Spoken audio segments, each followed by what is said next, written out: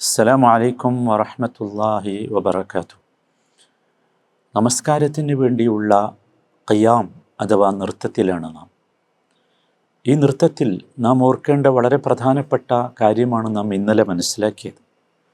അല്ലാഹു സുബ്ഹാനഹു വ തആല സൂചിപ്പിക്കുന്നുണ്ട്, വതവക്കൽ അലൽ അസീസിർ റഹീം അല്ലദീ യറാക ഹീന തഖൂം വതഖല്ലുബക ഫിസ്സാജിദീൻ. നീ തവക്കുൽ ചെയ്യേണ്ടത് അസീസായ പ്രതാപശാലിയായ റഹീമായ കാരുണ്യവാനായ റബ്ബിനെയായിരിക്കണം. ആ റബ്ബ് അല്ലദീ യറാക ഹീന തഖൂം, നീ സ്വലാത്തിന് വേണ്ടി പ്രാർത്ഥനയ്ക്ക് വേണ്ടി എഴുന്നേറ്റ് നിൽക്കുന്നത് ആ റബ്ബ് കാണുന്നുണ്ട്. ആ ഒരു ചിന്ത നമ്മുടെ ഉള്ളിൽ വിശേഷിച്ചും ഈ സന്ദർഭത്തിൽ ഉണ്ടാകണം. അതാണ് ഈ നൃത്തത്തിൽ നാം ഓർക്കേണ്ട ഏറ്റവും പ്രധാനപ്പെട്ട ഒന്നാമത്തെ കാര്യം.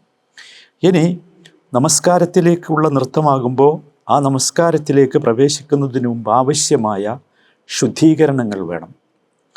തഹാറത്തുൽ ബദൻ, തഹാറത്തുൽ ലിബാസ്, തഹാറത്തുൽ മക്കാൻ.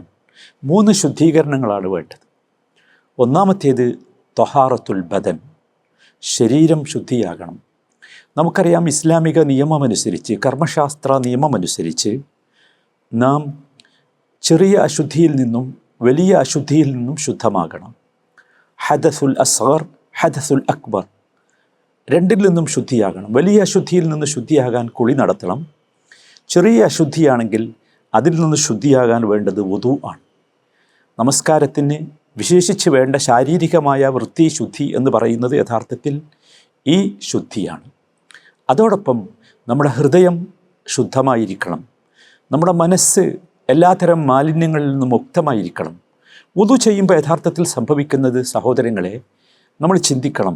നബി സല്ലല്ലാഹു അലൈഹി വസല്ലം വുദുവിനെക്കുറിച്ച് പഠിപ്പിച്ചപ്പോൾ പറഞ്ഞത്, ഓരോ അവയവങ്ങളും കഴുകുമ്പോൾ ആ അവയവം കൊണ്ട് ചെയ്ത തിന്മകളിൽ നിന്നൊക്കെ നാം സുരക്ഷിതമാവുകയാണ് എന്ന് നിങ്ങൾ ആലോചിച്ച് നോക്കൂ.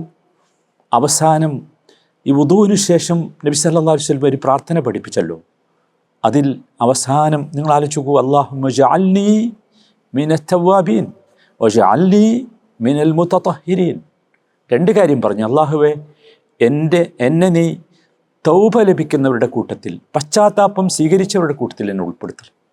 എന്നെ ശുദ്ധിയായവരുടെ കൂട്ടത്തിൽ ഉൾപ്പെടുത്തണം. അപ്പോൾ ഈ ഒരു ശുദ്ധി പ്രധാനമാണ് എന്ന് നാം മനസ്സിലാക്കണം.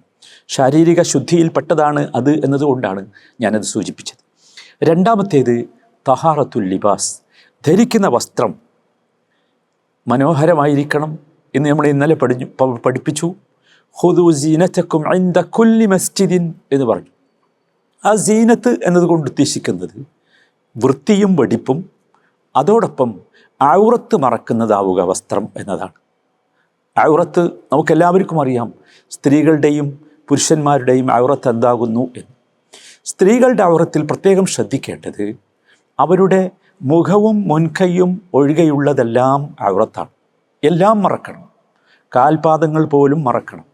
ചില സഹോദരിമാർ കാൽപാദങ്ങൾ മറക്കാതെ നമസ്കരിക്കാറുണ്ട്. അത് ശരിയല്ല. കാരണം കാൽപാദം ഔറത്തിൽപ്പെട്ടതാണ്. പുരുഷന്മാർ, പ്രത്യേകിച്ച് ന്യൂജൻ കുട്ടികൾ ശ്രദ്ധിക്കേണ്ടത്, പാൻറ്റും ടീഷർട്ടും ധരിച്ച് നമസ്കരിക്കുന്നവർ പലപ്പോഴും അവരുടെ പിൻഭാഗം സുജൂദ് ചെയ്യുമ്പോൾ വെളിവാകുന്ന ഒരവസ്ഥയുണ്ട്.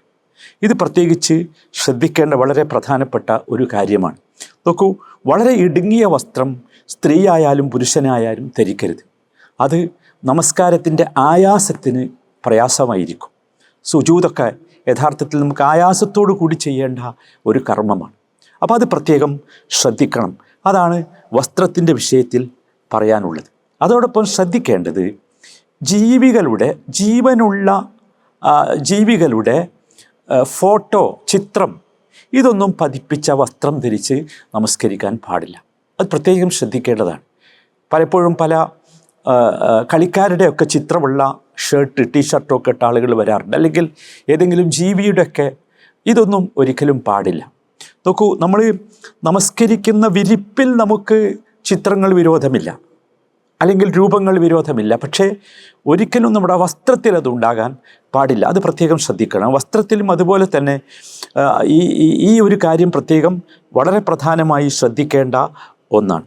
അതോടൊപ്പം മൂന്നാമത്തേത് തഹാറത്തുൽ മക്കാൻ, നമസ്കരിക്കുന്ന സ്ഥലം അത് ശുദ്ധിയുള്ളതാകണം, വൃത്തിയുള്ളതാകണം.